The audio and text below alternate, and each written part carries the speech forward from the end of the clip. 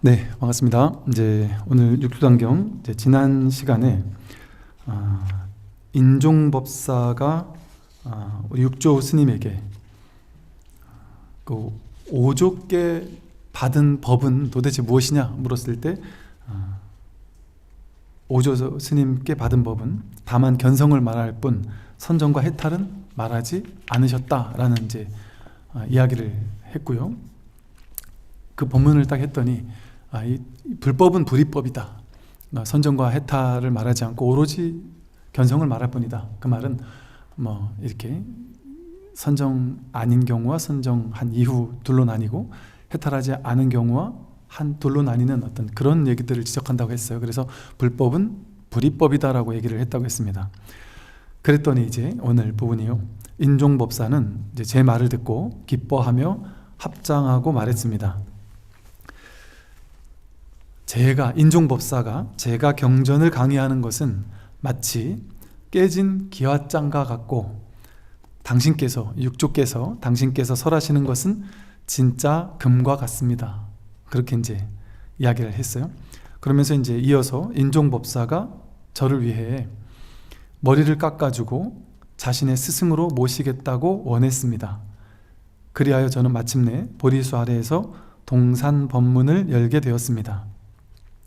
이제 이 인종법사가 쉽게 말하면 이제 상당히 고참 스님이시죠. 그래서 경전을 강의하시고 많은 스님들에게 이제 법을 펴는 이제 경전을 강의하는 스님이었는데 이 육조 스님이 나타나서 이 법문을 했더니 인종법사가 아주 감탄하면서 말한 거죠. 오히려 이 육조 스님이 아직은 행자의 신분이잖아요. 그러니까 현상적으로 봤을 때는 어쨌든 법은 있다고 할지라도 아직은 행자의 신분이다 보니까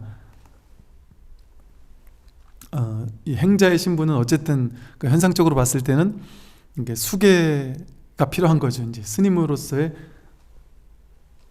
이제 계를 받는 게 필요하고 또 정식으로 이제 머리를 깎아서 정식 스님이 되는 과정이 이제 필요한 거죠. 그래서 이제 인종법사가 이 육조 스님의 스승이 되어서 계를 주고 또 출가를 할 수 있도록 원만하게 출가를 할 수 있도록 이제 도움을 준다는 것이죠. 근데 그러고 나서 다시 이제 오히려 자신이 그 육조를 스승으로 삼겠다. 그러니까 이게 이 불교에서 가능한 얘기죠. 내가 수계를 주는 사람은 나의 제자잖아요.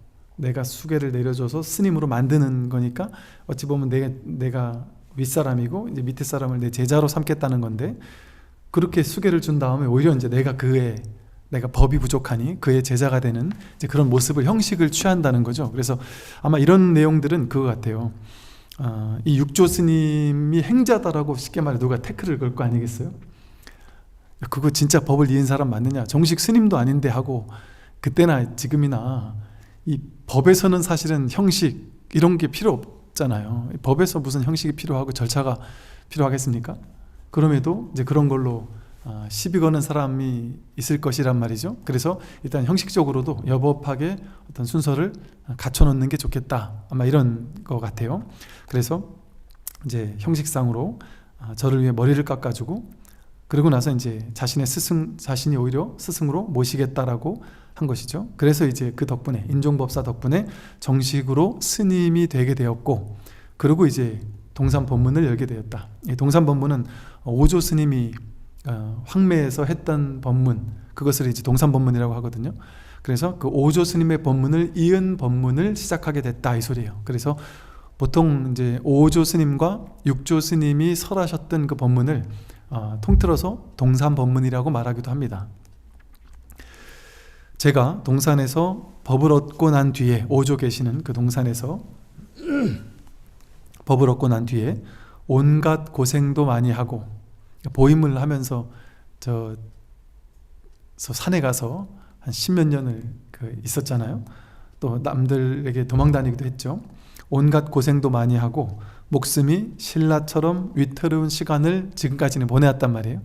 이렇게 목숨이 신라처럼 위태로운 시간을 보내왔는데 오늘 이처럼 위자사와 관료들 그리고 사부대중들과 더불어 법회를 열게 되니 이 어찌 헤아릴 수 없는 오랜 인연이 아니었겠습니까?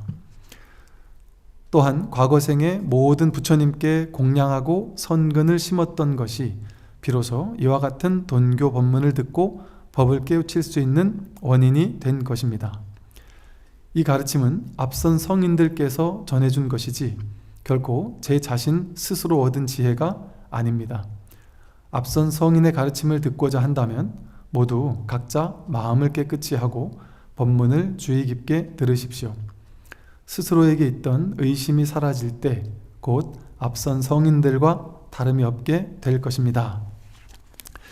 이제 지금까지 육조 스님께서 첫 법문을 이제 동산 법문을 펴시면서 그 위자사와 관료들과 모인 모든 대중들에게 내가 어떻게 이제 법을 얻게 되었는지, 육조가 어떻게 오조를 찾아가게 되었고, 오조를 찾아가서 어떤 과정을 거쳐서 법을 얻게 되었는지 내력을 지금까지 이제 설명해주는 이제 그런 장면이었고요.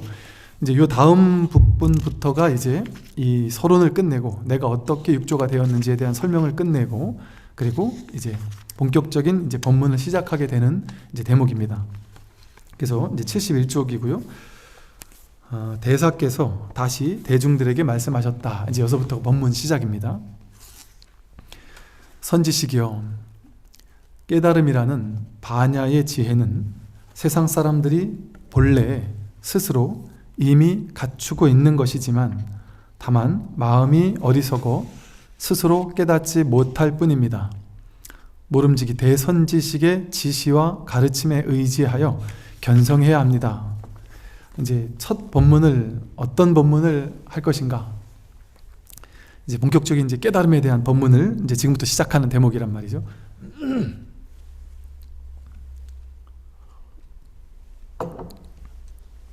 이 깨달음이라는 반야의 지혜, 반야의 지혜는 첫 본문이 이 말씀이에요. 깨달음이라는 반야 지혜는 세상 사람들이 본래 스스로 이미 갖추고 있는 것이다. 지금 여기 앉아 계신 모든 분들이 이미 완벽하게 반야 지혜를 부처님과 똑같은 동등한 전혀 차별 없는 반야 지혜를 완전하게 갖추고 있다. 그러나 다만 마음이 어리석어서 스스로 그것을 깨닫지 못할 뿐이다. 이거는 되고 말고의 문제가 아닌 거예요. 내가 부처가 될 것이냐 말 것이냐, 내가 부처가 되었느냐 안 되었느냐, 그런 문제가 아니란 말이죠. 이미 되어 있다.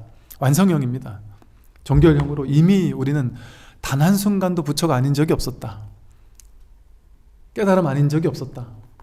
다만 스스로 어리석어서 자기가 부처인 줄 모르고 있었을 뿐이다.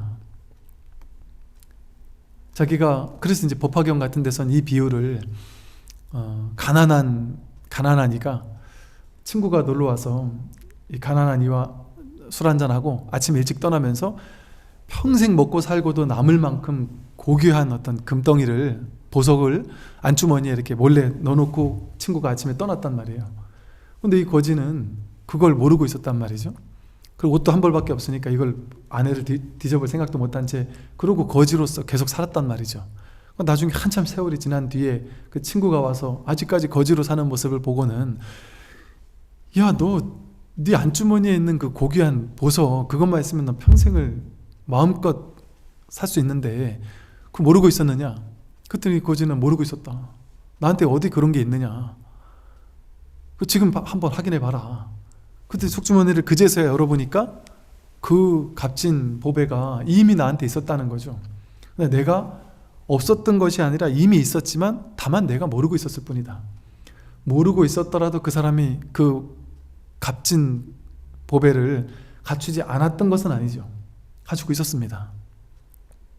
갖추고 있었지만 스스로 갖추고 있는지를 몰랐을 뿐이지 없었던 것이 아니다. 그러니까 이 사람은, 이 거지는 그 금은보화를 벌기 위해 애써야 되는 사람이 아니에요. 가지기 위해 애써야 되는 사람이 아닙니다. 열심히 노력하고 돈 벌고 저축해서 그 금은보화와 맞먹는 돈을 벌기 위해서 애써야 되는 사람이 아니다. 다만 확인만 하면 된다. 나에게 본래 있었구나라는 것을 확인만 하면 될 뿐이란 말이죠. 이미 갖추고 있으니까. 또 이 집 떠난 아들이 한 40년을 떠돌다가 꽤 오래 세월 떠들다가 아버지가 문 앞에 거지 몰골을 한 사람이 이렇게 있는데 보니까 내 아들인 거예요. 그래서 찾아가서 아들아 이랬더니 기절을 하면서 나를 잡아가려는 사람인가 보다 하고 막 도망치니까 방편을 써서 그 사람을 하인을 시켜가지고 가서 데리고 와가지고 월급 조금 줄 테니까 여기서 일을 해라. 그렇게 해서 월급을 주면서 똥치는 걸 시켰단 말이에요. 제일 하찮은 일, 허드렛 일을 시키면서 먹여주고 재워주고 하면서. 지금 당장 아들이라고 하면은 안 믿으니까, 안 믿고 도망갈 게 뻔하니까, 그러니까 그냥 똥치는 일을 계속 시킨 거예요. 그리고 허드렛 일, 잡일만 시키면서 아들이라고 얘기를 안 했단 말이죠. 그럼 얘기를 안 했지만 그 아들이 아닌 겁니까? 본인이 모를 뿐이지, 얘기를 해도 모를 뿐이지. 처음에 얘기를 했거든요. 근데 본인이 오히려 막 기절을 하고 도망치니까 그래 알았다, 너 내 아들 아니다, 그냥 야, 일이나 해라, 일꾼이다, 그랬단 말이에요. 그러니까 우리랑 똑같단 말이죠. 우리랑. 제가 대학교 다닐 때 불교학과에서 법화경 3학년 때인가 법화경 공부를 하는데요, 이 얘기를 하시더라고요. 교수님께서 이대로 본래 부처다, 이대로 본래 부처인데 본래 부처라고 얘기해도 안 믿는다. 굳이 안 믿는다. 절대 안 믿는다. 중생들은 마치 이 아들처럼, 쥐가 아들이랬는데 아들이라고 얘기하면은 안 믿고 도망친단 말이다. 그래서 대다 놓고 알았어, 네 내 아들 아니다, 너 저 하찮은 똥찜이나 짊어지는 사람이다. 그래 해야 이 중생들은 편해야 한단 말이죠. 편안해 한다. 맞잖아요. 저도 그랬고 여러분도 안 그러시겠죠. 우리가 부처라고 하면 안 믿는단 말이에요. 내가 어떻게 부처냐, 말도 안 된다. 부처는 그런 것이 아니다. 이렇게 하찮은 이 존재가 어떻게 부처일 수 있느냐, 그렇게 안 믿는단 말이에요. 그럼 뭘 믿어요? 부처라는 말은 안 믿어요. 그래 알았다, 너는 어리석은 중생이야, 중생이니까 열심히 수행해서 나중에 깨달아, 그 소리를 더 좋아해요. 이미 부처니까 수행할 것도 없고 갈고 닦을 것도 없어, 그런 말 하면 안 좋아해요. 열심히 갈고 닦고 수행해서 깨달아, 연불하고 독경하고 좌선하고 숙제 내줘가지고 백일기도 몇 번 하고 이렇게 수행하라고 숙제를 내주고 명확하게 이렇게 수행하면 이런 결과가 있다, 이런 얘기를 사람들은 훨씬 좋아합니다. 이미 부처다라는 얘기는 안 좋아해요. 안 믿고, 절대 안 믿습니다. 절대 안 믿습니다. 그 심지어 자기 성품을 확인하고 나서도 안 믿는다니까요. 이게 뭐가 힘드냐면, 성품을 확인시켜 주는 게 힘든 게 아니라 확인시켜 주고 나서 그게 바로 불성이다, 그게 법이고 그게 진정한 나의 본래 면목이다, 그뿐이다, 그 더 이상 없다, 이걸 납득시키는 게 힘들어요. 그럴 리가 없습니다. 깨달음이 이렇게 하찮은 걸 수가 없어요. 이렇게 평범한 걸 리가 없습니다. 이거는 뭐 내가 늘 가지고 있는 거고 모두에게 있는 건데 이게 무슨 깨달음이에요? 이거 가지고 나는 신통도 부릴 수 없고 전생도 볼 수 없고 돈도 벌 수 없고 위대해질 수가 없는데요? 이거 본래 있던 건데 이거 가지고 이거 정도 이렇게 하찮은 게 이게 깨달음이라면 이건 깨달음일 수 없습니다, 이렇게 얘기한단 말이에요, 사람들이. 그게 다라고 얘기해줘도 안 믿는단 말이에요. 왜? 자기 법에 대한 상 때문에. 그런 게 법일 리 없다 하는 그 생각 때문에. 그것 때문에 지금 제가 육조 스님이 제가 하는 말이면 안 믿어도 되는데, 육조 스님 첫 본문이 당신이 깨닫고 나서 그렇게 얼마나 법을 설해야 되겠다는 마음이 간절했겠어요. 그 첫 일성이 깨달음이라는 이 반야의 지혜는 세상 사람들이 본래 스스로 이미 갖추고 있는 것이지만 다만 마음이 어리석어서 스스로 그걸 깨닫지 못할 뿐이다, 그걸 확인하지 못할 뿐이다. 그래서 깨닫는다고 한 거예요. 스스로 그냥 예를 들어 이런 거죠. 내가 매력 있는지 자기가 모르고 있었다. 야, 너가 매력이 있어. 그래도 매력 있는지 모르고 있는 거예요. 그럼 내가 매력이 있단 말이야? 나중에 가서 깨달을 수 있겠죠? 진짜 내가 매력이 있긴 있나 보다, 이렇게. 그런 걸 깨닫는다는 거예요. 본래 없던 걸 아는 걸, 없던 걸 만들어내는 걸 깨닫는다고 하지 않아요. 유의조작으로 만들어내야 되는 거죠. 이미 있던 거를 그냥 확인하는 거, 이미 있던 것이 본래 있었던 것이구나 라고 확인하는 거, 그걸 깨닫는다고 합니다. 불이법이죠. 전에도 있었고 지금도 있는 거. 그러니까 이게 내가 법을 깨달은 게 확실한 거 아닌가를 보려면 어떻게 보면 되느냐, 내가 전에는 없던 거를 지금 깨닫고 나니까 새로운 걸 얻었어 하면 그건 깨달음 아닙니다. 근데 그걸 깨달음이라고 착각하는 착각도인들이 많단 말이에요. 옛날엔 내가 어리석은 중생이었는데 내가 깨닫고 나니까 이런 걸 얻었어. 뭔가 막 신통자지함이 생기고 전생도 보이고 뭐 척도 많은 게 생기고 신통력이 생겼다. 그러면 전에는 없던 게 생긴 거잖아요. 그러니까 도인인 줄 아는 거예요, 자기가. 그거야말로 병인 줄 모르고. 병이에요, 그런 거는. 그거야말로 병인 줄 모르고 그런 걸 깨달음이라고 착각하는 거예요. 그런 건 전혀 깨달음일 수가 없습니다. 그래서 오히려 깨닫고 나서 정말 너무 허탈하다, 너무 어이가 없다, 어떻게 이게 다일 수가 있느냐, 어떻게 이것일 수가 있느냐, 정말이냐, 정말 이게 다냐, 너무 실망스럽다, 이렇게 얘기하는 게 오히려 안심이 되죠. 제대로 본 게 맞구나, 제대로 확인한 게 맞구나. 근데 막 그냥 이렇게 눈부시고 아름답고 어떻게 이럴 수가 있죠 하면서 막 신나서 들떠 있으면 일단 냅둔단 말이죠. 그 왔던 것은 떠나가니까 떠나갈 때까지, 떠나가고 나서도 너가 그렇게 자신만만한지 보자. 이건 그렇게 자신만만한 게 아니다.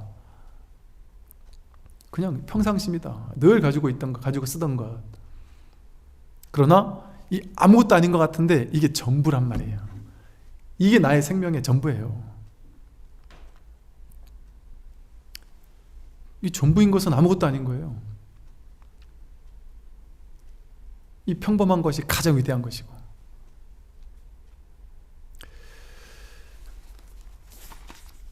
그래서 이 말을 첫째 믿어야 됩니다. 아, 내가 이대로 부처구나. 이 말은 다시 말하면 무슨 말이냐면 내가 깨닫고 나도 이럴 거란 얘기예요. 깨닫고 나도 이럴 거다. 우리는 이제 기대하잖아요. 깨닫고 나면 위대한 능력이 생기고 없던 힘이 생기고 막 지혜도 또 총명해지고 업장이 막 왕창 내려가고 무너지고 남들도 막 다 도와줄 수 있고 남들 병도 치료해 줄 수 있고 나를 만나기만 해도 막 병이 낫다고 그러고 그런 어떤 위대함? 이런 것들을 꿈꾸고 있잖아요. 깨달음에 대한. 내 인생이 평탄해질 것이다. 그런 일은 일어날 수도 있고 일어나지 않을 수도 있습니다. 왜 이렇게 말을 하냐면 몰라요. 그 깨닫고 난 이후가 아니라 지금의 인생도 마찬가지잖아요. 여러분의 미래는 좋아질 수도 있고 좋아지지 않을 수도 있거든요. 그죠? 현상 세계는 몸은 건강해질 수도 있고 아파질 수도 있어요. 돈은 벌 수도 있고 안 벌 수도 있어요.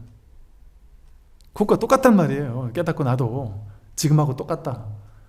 현상 세계는 좋아질 수도 있고 나빠질 수도 있습니다. 현실적인 어려움이 있을 수도 있고 없을 수도 있습니다. 깨달은 거 상관없어요. 그건 이 물질의 법칙이란 말이에요. 물질의 오온의 법칙이란 말이에요. 인과응보적인.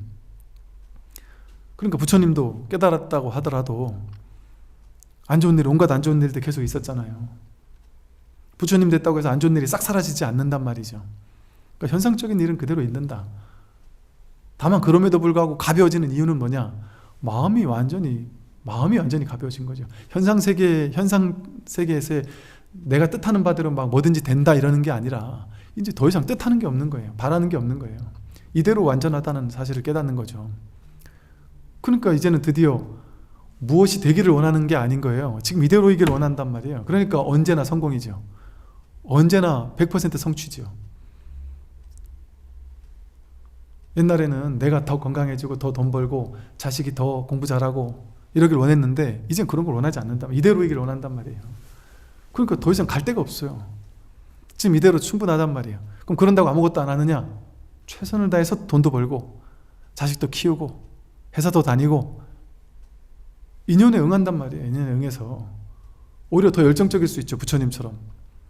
부처님은 해도 한 박 없이 완전히 쉬고 있는 분이죠. 그런데 몸으로는 어때요? 겉으로 봤을 땐 끊임없이 움직이신 분이죠. 부처님처럼 그렇게 왕성한 활동을 80세가 될 때까지 그렇게 어마어마하게 하신 분이 없죠. 그 우리나라 몇 배가 되는 그 중인도 그 전역을 그 더운 무더위 속에서 더 걸으면서 동시간대에 우리나라에 보면 어떤 한 스님께서 법을 펴시면 막 서울, 대전, 대구, 부산 막 이렇게 지원을 낸단 말이에요. 사찰을. 서울 본부가 있으면 쉽게 말해. 대전 법당, 대구 법당, 부산 법당, 광주 법당에서 막 전국에 막 내고, 심지어 전 세계 법당을 내서 전 세계에 막 지부 지원들이 많은 그런 불교 단체가 많이 있잖아요. 그 스님 당대에 막 30개씩 막 이렇게 지원을 낸 그런 절들도 많잖아요. 부처님은 그 당시 이 인프라도 없고 이런 것도 없던 이 당시에 막 수백 개 가까이 되는 엄청난 사찰을 지으셨단 말이에요.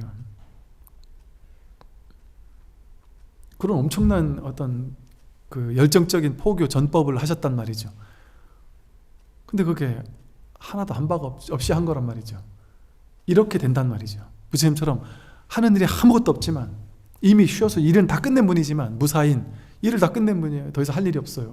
그럼에도 아무 일도 안 하는 게 아니다. 오히려 더 열정적이 된다. 생각하고 해석하고 판단하고 분별해서 하는 게 아니라 그냥 하는 거니까. 그래서 내가 깨닫고 나면 내가 뜻하는 바대로 다 승승장구하고 이루겠지. 이거는 자기 생각이에요. 내 생각대로 되는 게 아니라 진리의 생각대로 된다. 진리의 일대로 된다. 마치 지금처럼. 지금 이미 그렇게 살아왔잖아요, 우리가. 우리는 지금까지 완벽하게 살아왔어요. 진리답게 살아왔어요. 딱 하나 생각이, 자기 생각이 나는 10대 땐 잘 살았고 20대는 못 살았어. 30대 했던 그 선택은 정말 최악이었어. 그래가지고 40대 내가 망했잖아? 그러면서 자기 인생에서 등장했던 모든 사건 사고를 이건 잘했어, 이건 못했어, 이건 몇 점 이런 식으로 판단 분별했을 뿐이에요. 그 생각이 없으면 삶은 언제나 완전해요. 좋은 것도 없고 나쁜 것도 없고 그냥 있는 이대로일 뿐이란 말이에요. 판단 분별은 자기 생각이 만들어낸 거예요. 그 어떤 것도 절대적으로 옳다거나 절대적으로 틀리다라고 할 수 없죠. 그게 좋은 일인지 나쁜 일인지 절대 알 수 없습니다.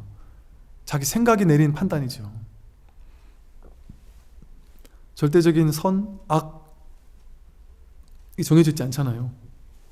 내가 살았던 인생 중에 어떤 건 잘했고 어떤 건 잘못한 게 있나요? 자기 생각을 빼면 그런 게 있나요? 생각을 빼면 지금까지 살아온 인생이 있습니까?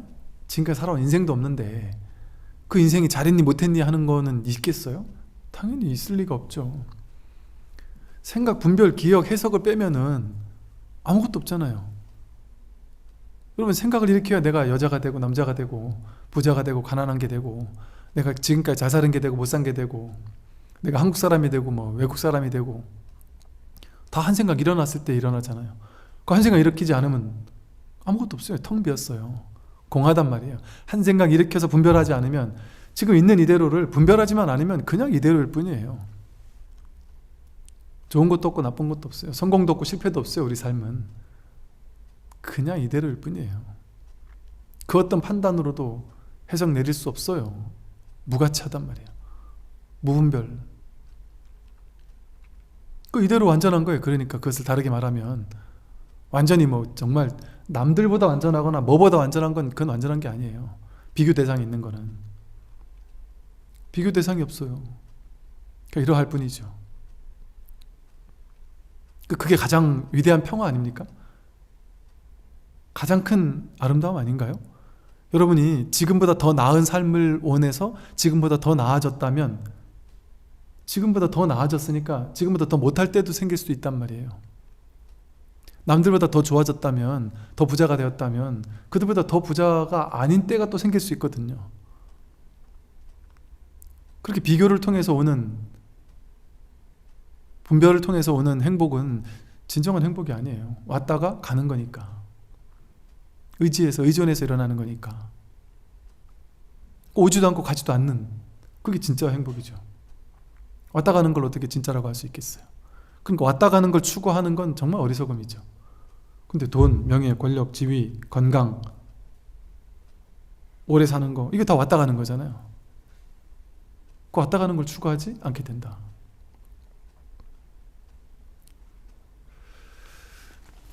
그래서 모름지기 그럼 이걸 어떻게 해서 내가 이 본래 깨달아 있다라는 것을 어떻게 내가 확인할 수 있느냐? 수행해서 확인할 수 있느냐? 수행해서 확인 못합니다. 갈고 닦음 확인할 수 있느냐? 안 됩니다. 노력하면 되느냐? 인위적인 노력 가지고 안 된단 말이에요. 어떻게 되느냐? 모름지기 대선지식의 지시와 가르침에 의지하여 견성해야 합니다. 이게 핵심이에요. 선지식은 뭐냐? 이 자리를, 이 법의 자리를, 이 진정한 내가 누군지를, 본래 면목이 무엇인지를 스스로 확인한 사람만이 스스로 확인한 그것을 알려줄 수 있잖아요. 가르쳐 보일 수 있단 말이에요. 이건 가르쳐 주는 게 아니에요. 학교에서 이렇게 선생님이 학생들한테 가르쳐 주듯이 가르쳐 주는 것이 아니라 가르쳐 보인단 말이에요. 이렇게 가르쳐 보이듯이 가리켜 보인단 말이에요. 가리켜 보이는 거지. 법을 이게 법이다 하고 이렇게 가리켜 보이는 거지. 법은 이런 겁니다. 저런 겁니다. 이걸 통하면 이 법을 얻을 수 있습니다. 이런 공부를 하면 저런 걸 얻을 수 있습니다. 이렇게 가르쳐 주는 게 아니란 말이에요. 가르쳐 줘서는 할 수 없어요. 가르쳐 준 걸 통해 열심히 갈고 닦아서 그 결과를 얻을 수 있느냐? 얻을 수 없습니다. 그런 게 아니기 때문에. 갈고 닦아 얻는 게 아니라니까. 이미 완벽하게 갖추고 있으니까. 완벽하게 갖추고 있는 게 도대체 어디 있는데요? 뭔데요 도대체? 이미 있으니까. 이미 있는 게 어디 있어요? 뭐예요 도대체? 알려주세요. 이게 궁금한 거 아니에요? 그럼 이렇게 가리켜 보인단 말이에요. 가리켜 보이는 이게 지시예요. 지시. 선지식의 지시. 지시해 준다. 딱 가리켜 보인다. 이렇게 가리켜 보이는 지시와 법을 설법하는 것을 통해서 가르침을 통해서 그 가르침에 의지해서 견성할 수 있다. 뭐 이렇게 보여야지만 이게 뭐 법을 드러낸 거예요. 그럼 법이 아니면 어떻게 이렇게 이걸 보일 수가 있어요? 그럼 법이 아니면 어떻게 여러분이 지금 이걸 확인할 수 있어요? 이걸 어떻게 볼 수가 있고, 제가 하는 말을 어떻게 들을 수가 있고, 저는 어떻게 이걸 움직일 수가 있고, 법이 아니면 어떻게 우리가 숨을 쉴 수 있고, 여러분이 여기까지 오셨을 수가 있으며, 지금 이 순간도 제 말을 들으면서 또 생각도 하고, 아까 먹은 음식 소화도 시키고, 해와 달은 내가 이래라 저래라 안 해도 알아서 뜨고 알아서 지고, 이 세상, 이 우주를 보면 완전 전자동 시스템 아닌가요? 어떤 사람이 있어서 이 사람은 나쁜 놈, 좋은 놈, 그런 게 정해져 있는 뭐 그 자아 실체라는 게 있을까요? 여러분이 성격이 좋다 나쁘다 해도 그거 어떻게 만들어진 거예요? 성격 좋은 부모 밑에서 태어났으니까 그 부모님의 성격을 본받아서 성격이 좋아진 거 아니에요? 그 사람이 악조건 속에 나쁜 부모님 밑에 입양이 됐다 하면 성격 나쁘게 더럽게 태어날 거예요. 인연 따라 그렇게 만들어지는 거죠. 인연 따라. 그 어떤 그런 자아가 있는 게 아니란 말이에요. 그런 정해진 실체가 있는 게 아니에요. 여러분이라는 착한 사람, 못된 사람, 뭐 잘난 사람, 못난 사람, 이런 정해진 실체 없습니다. 인물이 잘났다, 인물이 잘나서 나는 인물 잘난 게 나의 정체성이야? 화상 한번 입으면 이 인물이 금방 사라져요. 또 못난 인물도 수술 한번 잘하면 갑자기 예뻐질 수도 있어요. 그걸 가지고 어떻게 자기 정체성이라고 할 수 있습니까? 그 인연 따라 달라지는 거예요. 전부 다 변하는 거란 말이지. 인연 따라 왔다 가는 것들, 왔다 가지 않는 것, 이 법이라는 것은 불이법이라 그랬잖아요. 불이법, 둘이 아니다. 제가 이 법을 지시한다고 했지만 법을 어떻게 지시하는 겁니까? 법을 어떻게 지시하는 거니까? 법을 어떻게 지시하는 겁니까? 이렇게 지시하는 거란 말이에요. 이렇게 지시하는 거란 말이에요. 이렇게 지시한단 말이에요. 무엇도 법을 가리키지 않는 것이 없단 말이죠. 그러나 선지식이 가리켜 보이는 것은 선지식이 그것을 확인하고 그 자리를 확인하고서 그것을 같이 한번 공명해보자, 공감해보자 하고 이야기하는 거잖아요. 그런데 사실은 누구나 선지식이 아닌 것이 없거든요. 그러니까 육조 스님이 제자들에게 법문을 설할 때 선지식들이요 하고 얘기하자는 말이에요. 제자들의 중생적인 모습을 보고 법을 설하는 게 아니라 그들의 법을 보고 설하는 거예요. 그러니까 선지식들이 하는 거예요. 여러분도 선지식이고 나도 선지식이다. 근데 여러분들은 이 가리키는 것을 아직 확인하지 못했을 뿐이다. 확인하지 못했을지라도 부처가 아닌 것은 아니다. 무엇이든 전부 다 불이법이라서 무엇을 해도 전부 다 법을 가리켜 보이는 거예요. 그럼 선지식이 가리켜 보이는 것만 법이냐? 일체 중생이 하는 모든 일거수일투족이 전부 법을 드러내는 거예요, 사실은. 그러나 일체 중생이 그런 행위를 하면 그냥 우리는 평소 분별하던 습관대로 저 사람이 이렇게 사는구나, 저렇게 사는구나 하고 분별하고 있구나 하는 눈으로 본단 말이죠. 그러니까 거기선 깨달을 수가 없단 말이에요. 근데 이 법의 자리에서는, 법문을 할 때는 일거수일투족이 다 법이라고 설한단 말이에요. 그러니까 지시와 가르침에 의해서 가리켜 보이고, 이게 법이다 하고 가리켜 보이고, 이게 왜 법인지를 자꾸 설한단 말이죠. 그러면 이제 듣는 사람들은 뭔 소리야 저 사람 지금 미친 거 아닌가, 듣도 보도 못하던 얘기를 하노, 좀 이해하도록 설명해 보세요, 이러면서 이제 화가 납니다. 나중에는 뭔 소리 하는 거지 지금? 조금 더 자세하게 설명해 보세요, 이런단 말이에요. 왜? 지금까지 했던 공부와 완전 다르니까. 지금까지 했던 공부는 들으면 들을수록 알겠거든요. 2번, 3번, 4번 반복해서 들으면 모르는 것도 알겠단 말이에요. 알물 설하고 있으니까 들으면 알겠단 말이죠. 그래서 알았다 이렇게 된단 말이에요. 근데 이 공부는 아는 방향으로 공부하면 그건 전부 다 분별이 더 강화된 거죠. 식이 많아진단 말이야. 분별심이 늘어나는 거란 말이에요. 식의 증장이라고 해서 알게 설법해주면 식이 늘어날 뿐이에요. 분별이 늘어날 뿐이에요. 근데 이 공부는 분별이 사라지는 공부거든요. 그러니까 무분별지라고 하죠. 반야지혜는 무분별지다. 분별이 끊어지는 공부거든요. 그러니까 알아듣게 설법하는 거는 제대로 된 법문이 아니에요. 이게 이제 제 업인지, 제가 어찌 보면 장점이자 단점이 자꾸 알아듣게 설명을 한단 말이에요. 이거 사실 치명적인 단점이에요. 그러면서 또 장점이 되는 거는 너무 선사 스님들이 그냥 이게 법이다, 뜰 앞에 잣나무가 법이다 이렇게만 얘기하고 그냥 덮어버리면 누가 그걸 따라가겠어요. 그 근기가 되는 사람이 얼마나 있겠어요. 화두 들어라, 무 이것만 화두 들어라, 마삼근 화두 들어라, 그럼 할 수 있겠어요? 공부 따라갈 수 있겠습니까? 안 된단 말이에요. 도대체 뭔 소리 하는가. 어지간히 근기가 되지 않으면 따라가기 쉽지 않단 말이에요. 그러니까 이건 또 대중적이지 않단 말이죠. 근데 그렇다고 또 이게 제가 하듯이 너무 쉽게 설명을 해주면 그 생각을 따라가서 설명해준 내용을 따라가가지고 이해를 한단 말이에요. 이해해가지고는 또 깨달을 수가 없어요. 물론 어느 정도는 이해가 필요해요.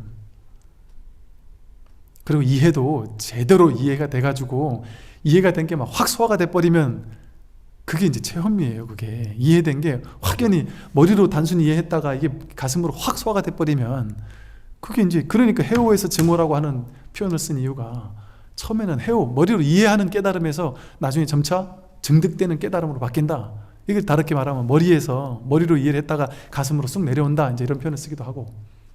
그러니까 머리를 전혀 안 쓸 수가 없단 말이에요. 그러니까 이 법이 중간 사상에서도 보면 언어로 어쩔 수 없이 이해와 말로 설명하는 건 전부 다 이해일 수밖에 없거든요. 분별일 수밖에 없거든요. 말이 분별이니까 말로 하는 건 전부 분별이에요. 그러니까 말을 통해, 이해를 통해서 이해 너머에 도착하는 공부란 말이에요.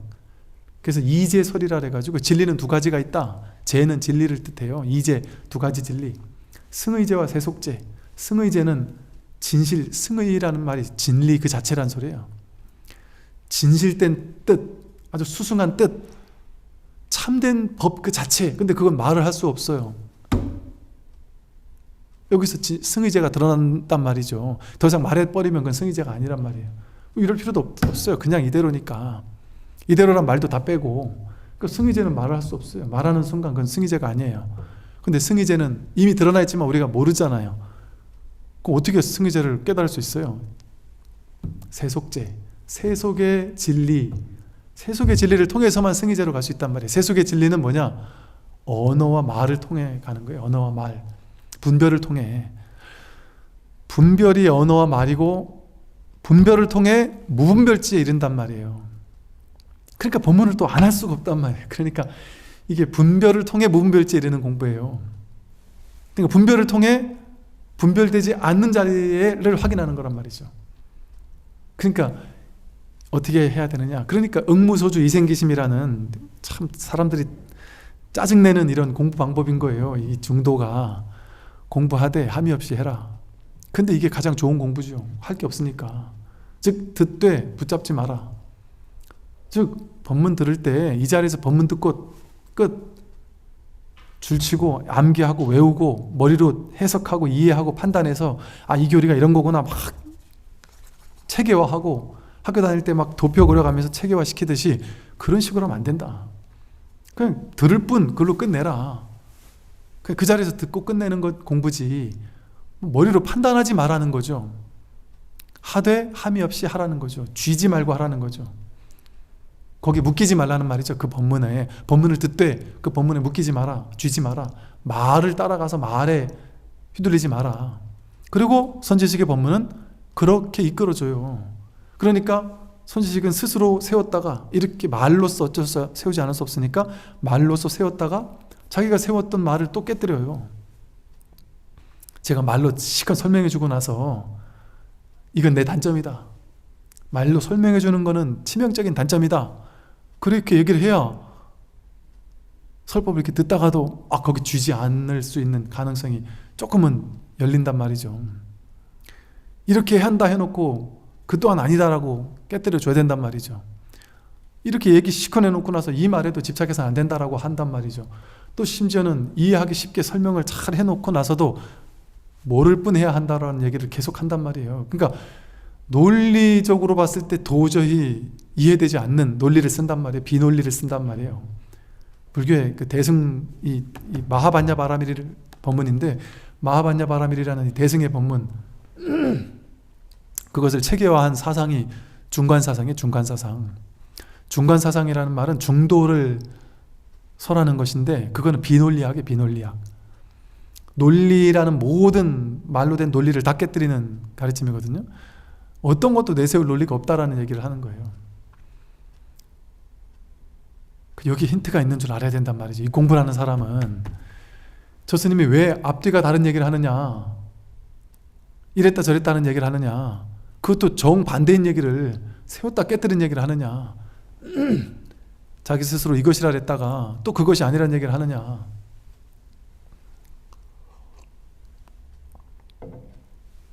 그게 중도의 길이기 때문이란 말이에요. 중도. 중도의 공부란 말이죠. 그러면 공부를 하면서 그러니까 제가 끝끝내 결론 내리지 않죠. 그러면 도대체 뭔 소리야? 머리로 이해하라는 거야? 말라는 거야? 이해도 해야 되는데 그걸로는 안 된다. 그럼 하라는 거야? 말하는 거야? 그렇게 이러지도 저러지도 못하는 입장에 있어야 된단 말이죠. 보류. 결론 내지 말고 모르겠다 하는 이런 입장에서 그냥 모를 뿐인데 그냥 따라가 보자. 하여간 나도 어떻게 되는지 모르겠다. 내가 지금 아는지도 모르겠고 모르는지도 모르겠다. 공부가 되는 건지도 모르겠고 안 되는 건지도 모르겠다 도대체. 그럼 내가 바보가 되는 것 같다. 이렇게 공부하는 게 공부 잘하는 거란 말이죠. 저도 이렇게 설법을 하다가 멈칫멈칫하는 것이 자세히 설명을 하려고 하다가도 어떨 땐 그냥 자세히 설명을 하기도 하는데 어떨 땐 또 자세히 설명을 하려고 하다가도 이게 또 방해가 될까 봐 또 넘어가기도 하고 그런단 말이죠. 그래서 힌트를 드린다면 100% 드러나 있습니다. 100% 내가 지금 쓰고 있고 분별되는 것은 아니다. 말하는 내용을 쫓아가면 내용은 다 분별되잖아요. 사람마다 다 다르잖아요. 그럼 말의 내용은 법이 아니죠. 근데 말하는 모든 말이 한마디 한마디가 전부 다 법이 아닌 것은 또 없다. 쉽게 말하면 제가 말을 한마디 하면 이 말이 어디서 나왔어요? 여러분이 한 생각 일으키면 그 일으킨 한 생각이 어디서 왔어요? 그게 또 어디로 돌아갔어요? 몰라요. 모르는데 어쨌든 한 생각 일어난 자리가 있네, 그죠? 그 한 생각 돌아간 자리가 있네요, 그죠? 이 소리도 인연 따라 이렇게 생겨났다가 사라지듯이, 말도 인연 따라 생겨나고 사라지고, 눈으로 보는 것도, 보이는 대상도 이렇게 보였다가 고개를 휙 돌리면 다른 게 보이듯이, 생겨났다 사라지듯이, 보이는 대상을 쫓아가면 보이는 거, 들리는 거 다 달라지는데, 그게 어디서 그것이 등장하고 퇴장하느냐? 그것들이 일어나도록 사라지도록 하는 그 바탕이 뭐냐? 그 배경이 뭐냐? 이 모든 것이 일어나고 사라지는데, 일어나고 사라지는 내용을 쫓아가면 다 분별되잖아요. 사람들마다 다 다른 걸 보잖아요. 똑같은 것에서 다른 걸 본단 말이죠. 사람들은 왜? 분별의 세계는 다 다르니까. 그러니까 나도 보고 남도 보고 똑같이 보는 게 하나가 있단 말이에요. 보이는 내용물을 쫓아가면 다 다르지만. 그래서 이제 이 거울의 비유를 들죠. 이 거울이 세상 모든 것을 이렇게 비출 때 여러분 마음이, 진정한 본래 마음, 본래 면목이 이 거울과 같단 말이에요. 여러분이 하나의 거울이라고 육조 스님이 그러잖아요. 신수 스님이 거울이라서 거울을 잘 갈고 닦아라 이랬더니, 육조 스님이 이 거울은 거울이지만 이 거울은 경대가 따로 없다. 그래서 갈고 닦을 것도 없다. 그렇게 얘기를 했단 말이죠. 이 거울에 비유한단 말이에요. 누구나 어쨌든 스님들은. 근데 우리 마음, 우리 안에 이 거울 같은 무언가가 있어요. 거울은 보이는 것만 비추죠. 거울은 이렇게 하면 컵을 비추고, 이렇게 하면 마이크를 비추고, 이렇게 하면 책을 비춰요. 화장실 앞에 가면 똥을 비추고, 아름다운 사람 앞에 가면 사람 아름다운 얼굴을 비춰요. 모든 것을 다 삼라만상을 분별 없이 비출 뿐이에요. 좋은 걸 비춘다고 이 거울이 좋아하고 막 뭐 웃던가요? 똥을 비춘다고 거울이 막 인상을 찡그리고 냄새난다고 싫어하지 않는단 말이죠. 그냥 비출 뿐이란 말이에요. 근데 비치는 내용물을 쫓아가면 다 달라요. 근데 사람들은 거울을 볼 때 뭘 봐요? 거울 자체를 보지 않고, 이 비추는 성품인 이 거울 자체를 보지 않고 거울 안에 들어가 있는 내용을 본단 말이에요. 거울을 보고 거기 뭐가 있네? 저기 뭐가 있네? 내 얼굴이 오늘은 이쁘네? 오늘 화장을 잘 받았네? 못 받았네? 하면서 거울을 볼 때는 우리는 항상 뭐만 봤어요? 거울 안에서 보이는 내 얼굴만 봤단 말이에요. 거울 안에 등장 퇴장하는 이 내용물만 보고 살았단 말이에요. 근데 이 거울 자체의 존재를 한 번도 본 적은 없지만, 이 거울 자체의 존재가 없으면 어떻게 우리가 이 보는 게 가능해요? 내가 세상 무엇을 보든 보는 건 다 다를 수 있지만, 듣는 건 이 소리를 듣든 저 소리를 듣든 칭찬도 듣고 욕도 듣고 다 다를 수 있지만, 그 내용을 쫓아가면 칭찬 들으면 기쁘고 욕 먹으면 괴롭죠. 근데 또 좋은 걸 보면 기쁘고 나쁜 걸 보면 괴롭죠. 근데 그 내용물 따라갔을 때, 거울 속에 비친 내용물에 사로잡혔을 때 그런 것이죠. 근데 이 비춘다라는, 이 본다라는, 알아차린다는 이 자체는 똥을 봐도 똑같고, 아름다운 사람을 봐도 똑같고, 금은 보화를 봐도 똑같단 말이에요. 분별이 없단 말이에요. 보는 자리는, 이 비추는 자리는. 소리를 듣고 짜증난다고 할 수도 있고, 행복해라고도 할 수 있지만, 그건 분별이고, 그 소리를 듣고 나서 하는 분별이고, 분별을 쫓아가지 않으면 그 소리를 확인하는 자리가 있단 말이에요. 그 소리가 드러나는, 소리를 비추는, 소리를 알아차리는 그 자리에서는 다릅니까? 다르지 않단 말이에요. 그러니까 여러분도 이 소리를 분별하면 좋은 사람도 있고 싫은 사람도 있겠지만, 이 소리를 듣는다는 이 자리에서는 똑같단 말이에요. 그럼 이게 뭐가 있어서 봅니까? 이게 여러분 귀가 듣습니까? 몸이 듣습니까? 뭐가 있어서 들어요? 뭐가 있어서 듣는 게 아니에요. 여러분 눈이 보는 게 아니에요. 귀가 듣는 게 아니고. 눈을 감아도 이미지가 보이거든요. 눈을 감아도 검은 게 보이고, 꿈속에서 보이고 들리고 다 해요. 근데 그때 눈으로 보거나 귀로 들은 게 아니거든요. 이 내 습관이지. 습관적인 생각 분별이거든요. 눈이 본다, 귀가 듣는다, 머리가 생각한다, 가슴이 느낀다, 이런 거. 그 생각이 없으면. 그래서 옛날 스님들은 눈이 보는 것이 아니라 세상에 눈이 달렸다. 벽에도 눈이 달리고 하늘에도 눈이 달렸다. 이런 식의 표현을 썼단 말이죠. 내가 우물을 보는 게 아니라 우물이 나를 본다. 이런 식의 표현을 썼단 말이죠. 꿈속에서 꿈속 안에 있는 주인공 그 사람이 저 사람을 본다고 느끼지만 꿈 깨고 보니까 꿈 전체가 나였잖아요. 꿈 전체를 통으로 보고 있었지 꿈 안에서 있는 이 사람이 봤어요? 꿈 전체를 통으로 보고 있었지. 허공성에 허공이 보았단 말이에요. 허공 전체가 통으로 하나로 봤단 말이에요. 그러니까 여러분이 보거나 여러분이 살고 있는 게 아니에요. 여러분이 보고 있는 게 아니에요. 보고 나서 해석하는 건 여러분이 하는 거예요. 여러분의 분별이 한단 말이에요. 근데 그 분별하기 이전 자리에서 보는 거, 분별하기 이전 자리에서 들어서 아는, 견문각지하는, 보고, 듣고, 느끼고, 아는. 그러니까 견문각지가 깨달음은 아니다. 그러나 견문각지를 떠나서 깨달음은 없다. 보고, 듣고, 느끼고, 아는, 생각하는 그것이 그대로 깨달음이다.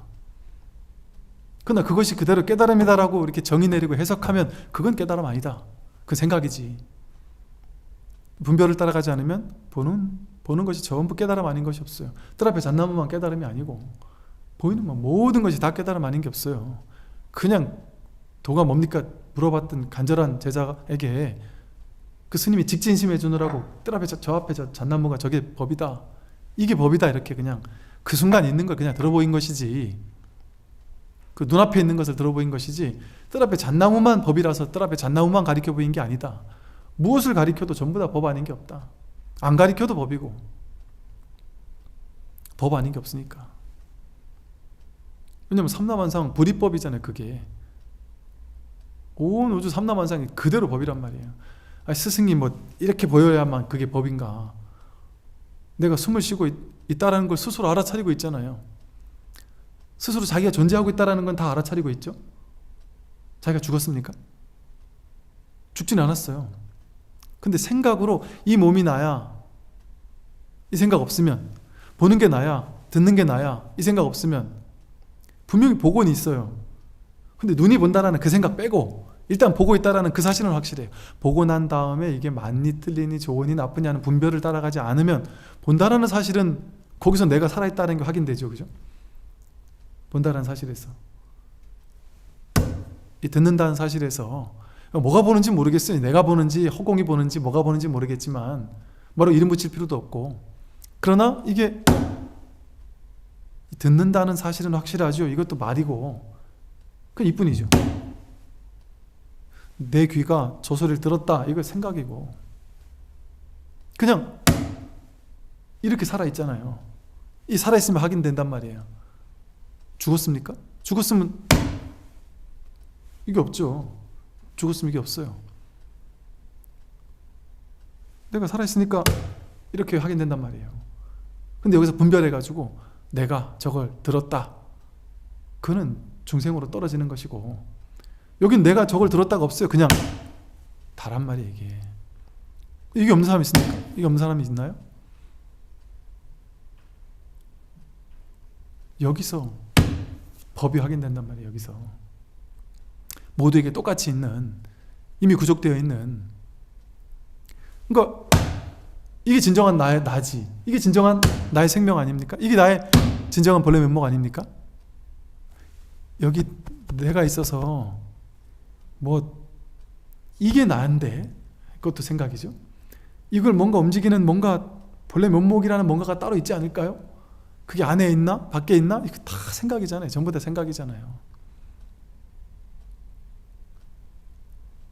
말을 하면 그냥 그뿐이에요. 그뿐, 이, 에, 요, 이게 다예요. 그냥 내가 없어요. 따로 내가 없어요. 따로 본래 면목이 따로 없어요. 텅 비어서 아무것도 없습니다. 본래 그냥 이럴 뿐이지. 볼 때 이럴 뿐이고 들을 때 이럴 뿐이고, 그렇죠, 이럴 뿐이지요 하고 생각하는 건 아니고, 그렇게 생각하란 말이 아니고요.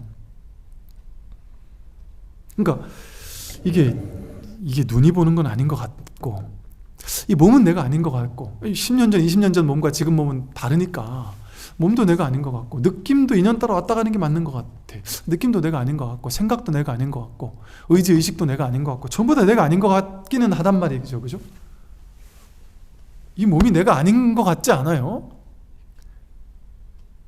이 몸이 사유해보면 그렇잖아요. 사유해보면 그냥 보면 이거 나지 이러지만, 사유해보면 30년 전에 몸과 이 몸이 내가 아닌데 그때도 나라고 했고 지금도 나라고 했잖아요. 바보 아닌가요? 30년 전에 몸과 지금 몸이 어떻게 나예요? 어떻게 그때도 개똥이고 지금도 개똥이에요? 전혀 다르잖아요. 전혀 다르잖아요. 세포가 완전 바뀌었잖아요. 그럼 그때도 나라고 하고 지금도 나라고 하는 무언가는 있는 것 같아요. 이 나라고 하는.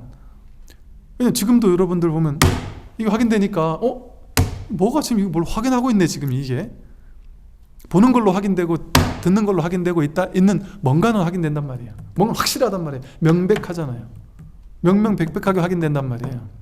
근데 이게 그동안은 습관적인 분별 때문에 내 눈이 봤고 귀가 들었고 뭐 이런 생각, 내가 그걸 봤지, 내가 그걸 해석했고, 이런 식으로 자꾸 너무 오랜 분별을 따라가면서 살았다 보니까 그 생각을 믿어왔는데, 그 생각 잠시 내려놓으면 내려놓을 것도 없어요. 그게 진짜 내가 아니니까. 부처님이 오취온이라고 하듯이, 오취온, 사고 팔고 8가지 괴로움, 그 가운데 8가지 모든 괴로움은 마지막 오음 성고로 통섭된다 이런단 말이에요. 오음 성고가 모든 괴로움이란 말이에요. 이 오온이 치성해서 오온이 쌓여있는, 오취온이라고 해서 오온이 막 쌓여있는 걸 가지고 나라고 착각하면 그게 바로 괴로움이다란 말이죠. 그러니 이걸 나라고 여기면 그건 괴로움이에요. 이건 내가 아닌데, 모르겠어요. 아니라는 거 아직 확인 안 됐다면 모르겠어요. 그럼 모르겠다 나는. 이게 진짜 난지 아닌지는, 어떤 사람은 이게 나라고 하고 어떤 사람은 이게 나라가 아니라잖아요. 부처님은 이게 내가 아니라고 하고 우리는 이게 나 같잖아요. 그죠? 그럼 이게 난지 아닌지 모르는 게 더 정확하잖아요. 사실은 이게 나다라는 말보다는 이게 난지 아닌지 모르겠다가 더 정확할 수 있잖아요. 그러니까 모른다. 일단 모른다 치고, 뭐가 보고 듣는지는 모르겠다. 모르는데 이렇게 드러난단 말이에요. 보는 데서 드러나고 듣는 데서 드러나고. 이걸 보니까 내가 죽은 건 아닌데, 내가 없는 건 아닌데, 완전히 없는 건 아니죠. 몸도 아니고 느낌, 생각, 의지, 의식이 내가 아닌데 여기서 이 소리를 듣고 있고 보고 있고, 그런 뭔가가 있잖아요. 그죠? 근데 보고 해석하고 듣고 해석하는 건 중생심, 분별심이라고 하니까 그건 내가 아니다 제껴놓고, 그런데 이게 이 확인되는 걸 통해서 이게 뭔가가 이렇게 살아있네. 내가 완전 죽은 건 아니네. 완전 무아라고 했지만 완전 없는 건 아니네라는 게 확인된단 말이에요. 그러니까 몸도 느낌도 생각도 의지도 의식도 아니라는 것도 맞는 것 같고, 공하다라는 건 맞는 것 같아요. 그런데 완전 공하다라고 하려니 뭔가 이렇게 작용만 드러나면 계속 확인되는 뭔가가 있으니까 완전 없다고는 할 수 없다. 그러니까 이게 확인되는 측면에서 공적 영지, 없는 면에서 공적하다고 했고, 이렇게 확인되는 면에서 영지라고 했다면 소소영령하게 안다, 알아차리고 있다, 이런 식의 표현을 썼단 말이에요. 진공, 묘유, 없다라는 측면에서는 진공, 이렇게 있는 측면에서는 묘유, 있긴 있는데 묘하게 있다, 어떻게 있는지 모르겠다. 이 소리가 있는데 그전엔 나는 당연히 귀가 저 소리를 들어서 있지 이렇게 생각했는데 그건 생각이다. 그걸 내려놨는데도 있다는 건 확실해. 근데 어떻게 있는지 모르겠다. 그러니까 묘하게 있다, 이런 식의 표현을 썼단 말이죠. 이 확인되는, 이게 언제부터 있었을까요? 이거 없어질 수 있을까요? 이게 크기가 있나요? 모양이 있나요?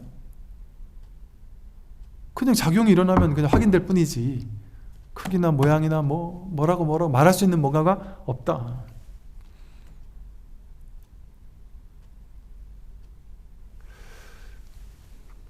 모르겠다. 저렇게 얘기해도 모르겠다. 저렇게 얘기하니까 진공 묘유? 그럴 수 있겠구나. 이해되면 이해되는 대로 내려놓고, 그 진공묘유라고 이해해서 그거를 딱 잡아버리면 그건 아니에요. 그건 그냥 내가 생각한 거지. 그러니까 모르겠다. 원래 이게 확인하고 났을 때 뭐가 확인되는 거냐면, 야, 이게 모를 뿐이라는 게 확인해지는 거예요. 확실해지는 거예요. 더 이상 이제 찾을 필요가 없겠구나. 확실히 모르겠으니까. 그러니까 아는 게 모르는 거예요. 그러니까 어쨌거나 저쨌거나 모르겠단 말이에요. 그러니까 이 공부는 끝끝내 모르겠으면 모르는 공부로 하는 거예요. 모르는 공부로. 그러니까 알겠다 하면 모름으로 내려놓고, 모르겠다 해도 모름으로 내려놓고, 그리고 그냥 끝끝내 공부할 뿐인 거예요. 그냥 내가 아는지 모르는지 이걸 확인해 봐야지, 증명해 봐야지 이럴 필요 없어요. 증명해 주지도 않고 확인해 주지도 않고. 이거 뭐 인가해 준다? 이거 웃기는 일이에요. 뭘 인가해 줘요? 인가해 줬다가 잘못된 일도 많고, 그냥 끝끝내 공부할 뿐이지. 공부하면서 스스로가 증거가 돼서 스스로 확인해지는 때까지 계속 미진함을 안고서 공부할 뿐이지, 이건 뭐 인가하고 어쩌고 하는 공부 아닙니다. 그 인가해가지고 내가 이제 드디어 인가받았다 하면 그 진짜 인가인가요? 내 스스로 자내증으로 자기 내면에서 확실하게 확인되어야지만 그게 진정한 인가지. 어떻게 남들이 해주는 게 인가할 수 있어요? 어떤 사람이 내가 깨달은지 안 깨달은지 모르겠어. 스승 찾아가서 스승이 맞아. 그러면 막 기쁘겠죠. 그게 깨달음일까요? 내가 그 말 한마디에 기뻐지고, 넌 그건 깨달은 거 아니야 이러면 슬퍼지고, 그게 무슨 깨달음이겠어요? 자기 스스로 확신하지도 않는다면. 물론 처음에는 확인하고 나서 그런 시기가 오래 간단 말이에요. 내가 이게 깨달은 게 맞나? 아닌가? 긴 것 같기도 하고 아닌 것 같기도 하고, 깨달은 것 같은데 왜 이렇게 번뇌가 많지? 이런 세월을 보낸단 말이에요. 이런 세월을 왔다 갔다 하는 세월들을 보냅니다. 그걸 오후 공부라 그래요. 그러니까 뭔가를 이렇게 인가를 해준다고 하면 그 인가를 붙잡고 있는단 말이에요. 나는 깨달은 사람이야 라는 그런 상을 하나 취해서 붙잡고 있는단 말이에요. 그러니까 끝내 본문을 들을 뿐이지, 내가 깨달았나 안 깨달았나 어디쯤 가고 있나 다 필요 없어요. 그냥 공부할 뿐이지. 끝끝내 이 선지식의 지시와 가르침에 의지해서 견성해야 합니다. 이게 공부예요. 어리석은 사람과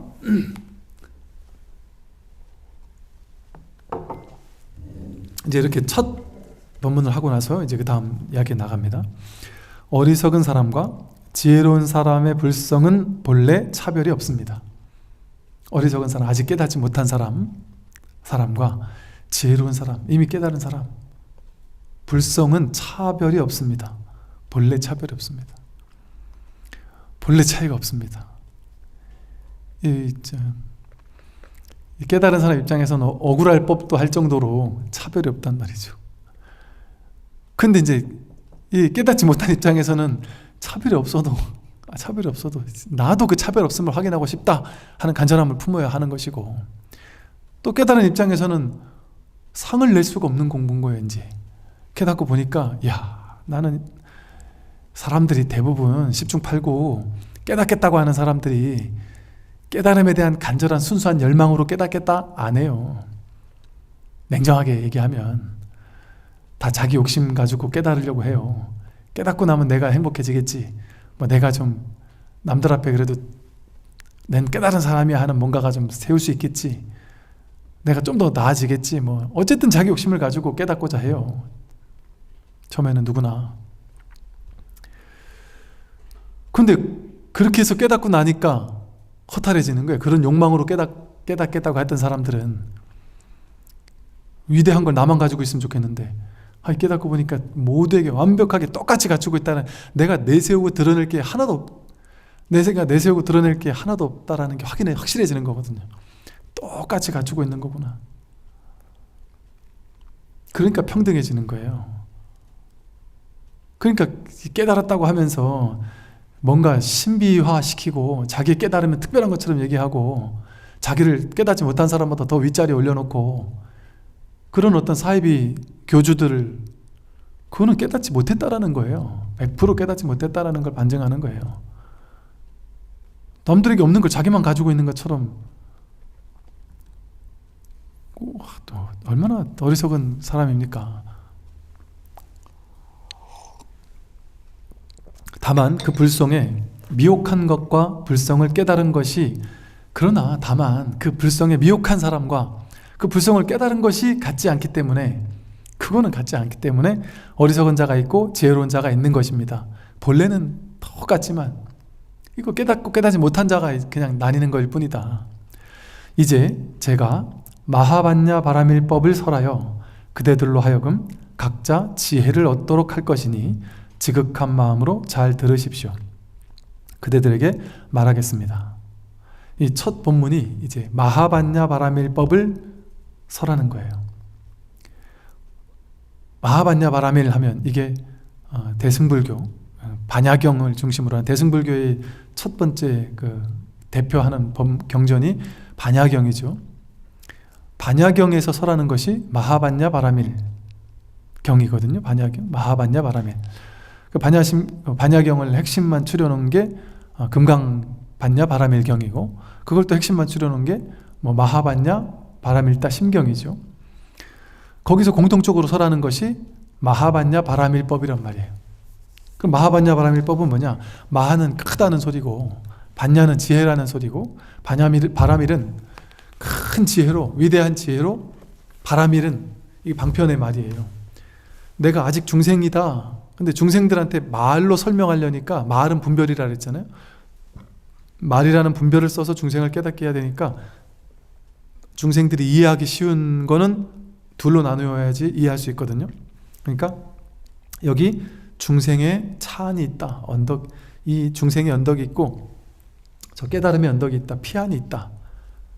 그래서 저 언덕, 깨달음의 언덕에 가려면 이걸 고해바다를 건너야 한다. 근데 고해바다를 건너가려면 배를 타고 가야 된다. 혼자 가겠다는 사람은 소승이다. 여럿이 함께 가겠다는 건 대승이다. 법문 듣고 깨닫는 사람은 성문승이다. 또 연기법을 스스로 깨달은 사람은 연각승이다. 승은 탈승자, 배를 타고 간다는 탈승자예요. 일체 중생을 구제하는 자비로운 마음을 통해서 깨닫겠다 하면은 그건 보살승이다. 이런 식으로 배를 타고 간단 말이죠. 근데 어쨌거나 중요한 것은 어떻게 가든 이 괴로움의 고통의 바다를 건너서 저 언덕에 건너가는 게 중요한 거예요. 건너가는 거. 이 언덕에서, 중생의 언덕에서 저 언덕으로, 저 피안으로 건너간다. 그 건너간다는 말이 도피안. 그 말이 파라미타예요. 파라미타. 바라밀다. 그걸 줄이면 바라밀 한다면 바라밀. 그러니까 이 어떻게 해야지 건너갈 수 있어요? 내가 분별의 지식으로는 안 된다. 무분별지라고 하거든. 무분별지. 분별하지 않는 참된 지혜. 그걸 반야지혜라고 합니다. 그러니까 그걸 크다고 합니다. 그 큰 반야지혜를 통해서 깨달음의 언덕에 이르는 공부. 그게 마하반야 바라밀법이에요. 그게 초기불교에서 말하는 중도예요. 중도. 즉 마하반야 바라밀이라는 뭐가 없잖아요. 쉽게 말하면 그냥 깨닫는다 이 소리잖아요. 마하반야 바라밀이. 깨달음을 완성한다? 깨달음에 이른다? 깨닫는다 이런 말이죠. 쉽게 말하면. 그리고 방편으로 그냥 여기서 저쪽으로 간다라는 표현을 써서 중생들이 알아듣기 쉽게 말했을 뿐이죠. 그래서 대승불교는 마하반야 바라밀법이에요. 우리나라 근데 우리 도심 포교의 이 선두주자였던 절이 강남 불광사거든요. 불광사 잠실에 불광사를 창건하셨던 스님이 누구시죠? 예? 예? 무슨 스님? 아 그렇죠. 예. 광덕 스님. 광덕 스님께서 마하반야 바라밀 계속 마하반야 바라밀을 이렇게 강조하셨단 말이에요. 이렇게 중도하면 여러분 연불하는 방법, 독경하는 방법, 좌선하는 방법, 뭐 다 수행 방법 다 어떻게 하는 줄 알아요. 근데 중도하는 방법 몰라요? 마하반야 바라밀 방법 알아요? 몰라요. 마하반야 바라밀 해라 얘기는 하는데 어떻게 하는 게 마하반야 바라밀이야? 마하반야 바라밀 연불처럼 계속하면 그게 마하반야 바라밀인가? 딱히 마하반야 바라밀은 어떤 실체적인 뭔가가 없단 말이에요. 중도와 같은 얘기라서. 그러니까 중도를 대승불교식으로 표현하면 마하반야 바라밀인 거예요. 깨달음에 이르는 이런 바른 지혜, 이것을 이제 설하겠다 이 소리예요. 선지식들이요, 세상 사람들이 종일토록 입으로 반야를 외우면서 반야 지혜, 반야를 외우면서 자기의 본성인 반야를 알지 못하는 것은 마치 입으로 음식 이야기를 아무리 많이 하더라도 배가 부르지 않은 것과 같습니다. 입으로만 공을 말하고 오랜 세월이 흐르도록 견성하지 못한다면 마침내 이익이 없습니다. 아무리 반야 지혜를 얘기를 해도 입으로만 말해봐야 그게 반야 지혜겠어요? 그러니까 아무리 음식 얘기를 많이 하더라도 그걸 먹지 않으면 전혀 배부르지 않은 것과 똑같다. 그래서 선지식들이요, 마하반야 바라밀은 범어로서 큰 지혜로 피 안에 이른다는 뜻입니다. 이것은 모름지기 마음으로 행하는 것이지 입으로 외우기만 한다고 되는 것이 아닙니다. 입으로는 외우면서 마음으로 행하지 않으면 헛개비와 같고 꼭두각시와 같으며 이슬과 같고 번개와 같습니다. 입으로도 외우고 마음으로도 행하면 말과 마음이 서로 맞아떨어져 하나가 됩니다. 본성, 이것이 부처일 뿐 본성을 떠나서 다른 부처는 없습니다. 이게 마음으로 행한다라는 것이 바로 입으로만 마하, 반야, 바라밀 이렇게 한다고 해서 그게 진짜 마하, 반야, 바라밀이 아니다. 입으로만 하는 것이 아니라 마음으로 그 깨달음의 행이 직접 드러나야 된다. 즉 견성해서 견성한 삶으로서 직접 증명이 돼야 된다. 직접 삶이 그렇게 돼야 되는 것이 그게 진짜 공부지. 입으로만 말한다고 그게 공부냐. 몸으로 막 그냥 행동만 한다고 염불하고 기도하고 독경하고 하기만 한다고 해서 그게 진짜 마하반야 바라밀이냐. 마하반야 바라밀은 마음으로 직접 행으로 나와야 되는 것이다. 그게 삶에서 체득되어서 삶으로 생생하게 드러나야 되는 것이다. 마음에서 그 어떤 그 공덕, 그 혜택을 직접 받는 것. 그래서 진짜 자기 마음이 평화로워지고 마음이 편안해지고 안심할 수 있는, 그렇게 마음으로 직접 자기가 확인해야지만 그게 진짜 마하반야 바라밀이지 입으로만 외운다고 해서 그게 반야 바라밀일 것이냐. 그러려면 어떻게 해야 되느냐. 본성, 이것이 부처라는 사실, 이것이 확인돼야지만 그게 진짜 마하반야 바라밀이다 이 소리예요. 그러니까 이게 말만 다른 거예요. 본성, 견성, 이게 마하반야 바라밀이라고 해도 좋고, 참나, 염불, 참나 무슨 대야, 진화, 뭐라고 해도 상관없어요. 전부 다 같은 말을 이렇게 말로 이렇게 설명한 거란 말이죠. 그럼 이제 하나씩 설명을 해요. 어떤 것을 일러 마하라고 할까요? 마하는 크다는 뜻입니다. 마음의 크기가 광대함이 마치 허공과 같아서 모나거나 둥글거나 크거나 작지도 않으며 푸르거나 누렇거나 붉거나 희지도 않고 위아래도 없고 길고 짧음도 없으며 성내거나 기뻐함도 없고 옳고 그름도 없고 선하고 악함도 없으며 머리도 없고 꼬리도 없습니다. 모든 불국토가 바로 이러한 허공과 같습니다. 마하반야 바라밀 하면 마하는 크다라 그랬잖아요. 크다. 왜 여기 마하라고 붙였느냐? 지혜가 크니까 마하라고 붙였지 이렇게 얘기할 수도 있겠지만 불교의 모든 가르침은요 전부 다 이 법을 드러내고 있는 말이에요. 법을 드러내고 있는 말. 아마 여기 계신 분들 수계 받은 분들이 많을 텐데 수계 법명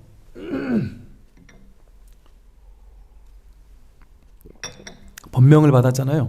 그럼 많은 사람들이 스님 저 법명 뜻을 해석해 주세요. 법명 뜻을 해석해 주세요. 이런 사람 되게 많아요. 근데 법명처럼 해석하기 쉬운 게 없는 게 법명으로 만들 수 있는 한자가 이렇게 딱 정해져 있거든요. 그러니까 대부분 비슷한 법명이 많은 거예요. 왜 그러냐 하면 법명은 전부 다 거의 대부분이 이 법 하나를 드러내고 있는 거예요. 지혜 해자, 법자, 무슨 꽃 하자, 이게 전부 다 이 법을 꽃이라고 표현을 한 것이고 법을 법이라고 한 것이고 마음 심자를 쓸 수도 있고 지혜 해자를 쓸 수도 있고 이런 것이 그대로 행으로 나오도록 행이란 말을 쓸 수도 있고 모든 어떤 법문들은 전부 다 이 법 하나를 드러내고 있어요. 모든 불교의 어떤 용어들은 마하란 말도 마찬가지다. 마하는 크다란 뜻이구나. 그런 크다란 뜻이 아니에요. 마하는 굳이 크다 작다라는 어떤 방편으로 설명한다면 이거는 절대적인 큼이지 상대적인 큰 걸 얘기하는 게 아니다. 우리들 머리가 이해하는 것은 크다 작다밖에 없잖아요. 그러니까 이 마하반야 바라밀이라고 이 범어를 그대로 마하반야 바라밀 이렇게 가져온 이유가 중국에 이 마하를 번역할 용어가 없는 거예요. 그냥 대자나 막 큰 대자나 클 태자로 번역하려면 그거는 크고 작은 것 중에 큰 거를 얘기하는 거잖아요. 대소 이렇게 둘로 나뉘는 용어잖아요. 근데 인도에서 나온 이 법의 용어들은 절대적인 용어란 말이죠. 그러니까 크고 작은 것 중에 큰 것을 얘기하는 용어는 있지만 절대적인 큼 이런 걸 뜻하는 용어가 없더란 말이죠. 그래서 그냥 마하를 그대로 가져왔단 말이죠. 그래서 이 마하라고 할 때는 큰 거, 어느 정도 크기를 마하라고 합니까? 이렇게 상대적으로 헤아릴 수 있는 것은 그건 마하라고 할 수 없어요. 오로지 하나인, 한법, 불이법, 둘이 아닌. 그러니까 쉽게 말하면 온 우주법계 전체, 끝간데 없는, 끝이 없는 전체, 허공과도 같은 비교할 상대가 없는 큼, 그걸 쉽게 말하면 마하라고 하는 거죠. 그것도 상대적인 개념이 아닌 거죠. 이것처럼 이 법은 어떤 상대적인 거는 상대 세계는 분별의 세계니까 분별되지 않는 법을 드러내고 있는 용어들이에요. 그래서 여기서 말하듯이 이 마하를 왜 썼느냐? 여러분의 나의 본래 면목, 나의 참된 주인공, 나의 본성, 진정한 내가 누구냐? 진정한 나는 마하란 말이에요. 마하. 진정한 나는 이 몸이 나일 것 같으면 이건 마하가 아니잖아요. 이 몸은 작고 나보다 더 큰 사람은 더 큰 몸을 가지고 있잖아요. 그럼 비교되는 몸이잖아요. 이거 마하일 수가 없죠. 상대적으로 비교되니까. 그러면 마하가 나의 진정한 본래 면목이라는 거거든요. 그러면 이 몸은 내가 아니네. 그죠? 생각, 이 생각 저 생각 둘로 나뉘잖아요. 느낌, 이 느낌 저 느낌, 의지, 의식 다 분별되잖아요. 그건 진정한 내가 아니란 말이에요.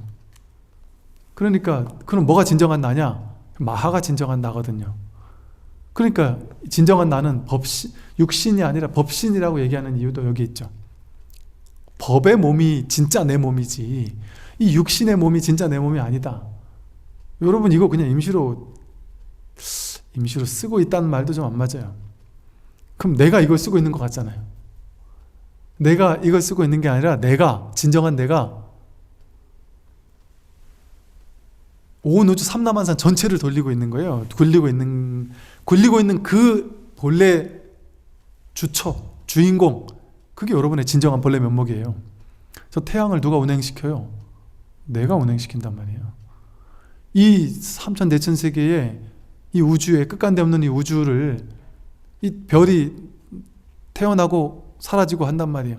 이 지구별 안에서 무수히 많은 70억 인구가 나고 늙고 병들고 죽고 한단 말이에요. 이걸 누가 이렇게 움직이고 있어요? 법 하나가, 불이법인 이 법 하나가 온 우주 삼라만상 전부를 운행시키고 있다니까요. 저 우주 별 전체를, 안드로메다에서부터 우주 전체 3천대천세계 우주를 전체를 운행시키는 그 주인공이 진정한 나예요. 내가 그걸 하고 있는 거예요. 그것을 운행하는 그 주인공이 요 세포 안으로 파고들고 들어가면 전자, 원자, 양성자, 중성자, 쿼크 쪼개는 그 미립자의 세계까지 쪼개 들어가는 그 미립자를 운행시키는 그 원자 핵의 주변을 양성자, 중성자가 얼마나 막 빠른 속도로 스핀 운동으로 돈다 그래요. 그 누가 시켜요? 그걸 누가 하고 있어요 지금 이 순간? 그 밑으로 들어가면 그냥 잠재적인 가능성인 파동, 가능성의 세계밖에 없다 그래요. 이 물질 우주는 사실은 양자 물리학에서도. 근데 그게 우리가 마음을 일으킬 때 거기서 입자로 등장한다. 그 입자가 실제가 아니라는 거예요. 이 가능성의 파동이 실제지. 그 가능성의 파동, 그 무한한 게 움직이고 있는 그 파동, 그 누가 운행시키고 있습니까? 그 전부가 통으로 하나란 말이에요. 온 우주 전체와 나라는 존재, 저 산하대지들 모든 것이 온 우주 전체가 통으로 하나로 운행되고 있다. 하나가 운행을 시키고 있다. 그래서 대기대용이라는 말을 써요. 선에서는 대기, 이 온 우주 전체가 나와 너가 삼라만상 삼천대천세계 일체 모든 중생들이 전부 다 대기, 거대한 하나의 기관이단 말이야. 하나의 기관이다. 둘이 아니다. 셋, 넷 쪼개지는 게 아니다. 삼천대천세계가 다 다른 것 같지만 다 다른 게 아니다. 하나의 대기가 대용, 크게 하나로 용 굴리고 있다는 소리예요. 마치 저 거대한 기계가 있는 공장을 전원 스위치 하나 딱 키면 그 무수히 많은 수백 수천 개의 톱니바퀴가 전원 스위치 하나 딱 올리면 그 무수히 많은 톱니바퀴가 과광하면서 일시에 그냥 연결돼서 확 돌듯이, 그러면 그 공장 전체가 막 돌아가듯이 이 온 우주 전체가 그 스위치를 누가 올리고 있어요? 그 스위치가 어디 있어요? 그게 진정한 여러분의 본래 모습이다. 본래 면목이다. 그게 진짜 나다. 진정한 내가 아이 고작 이 몸뚱이 하나 요거 운행시키고 있는 게 나의 진짜가 아니에요. 여러분은 그렇게 하찮은 존재가 아니에요. 진정한 나는 이 고작 이 꼴랑 요 몸 하나 운행시키려고, 몸 하나 좀 더 남들보다 더 부자가 되고, 남들보다 더 많이 벌고, 남들보다 좀 더 오래 살고, 이거 뭐 30년 오래 산다고 해도 그게 천상세계 시계로 보면 찔끔 오래 산 거예요. 쬐끔 더 산 거예요. 천상세계 시계로 1시간이면은 천상세계, 인간계의 100년이 천상세계 시계에 1시간, 2시간, 하루 이틀밖에 안 되니까.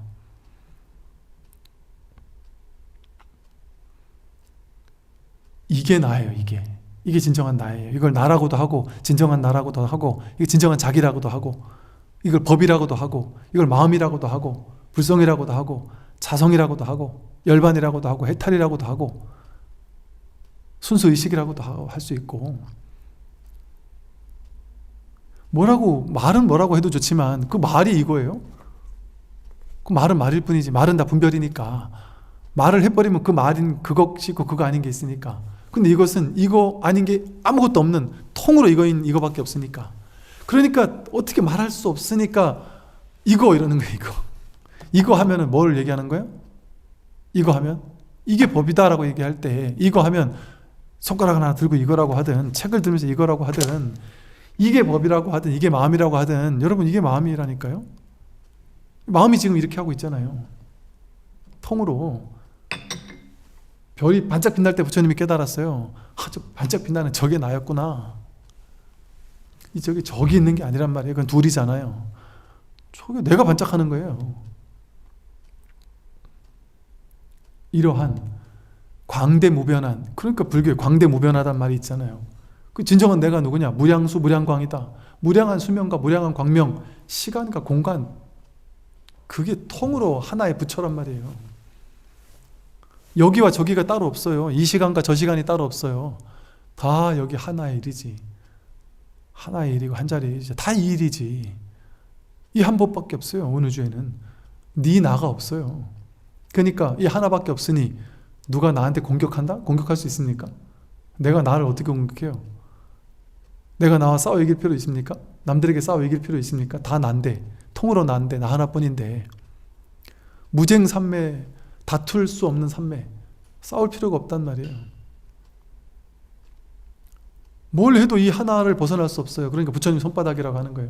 손오공이 아무리 초인적인 신통력을 부려서 부처님 밖을 벗어나려고 해도 이 밖을 벗어날 수 없어요. 이 법 하나를 벗어날 수 없어요.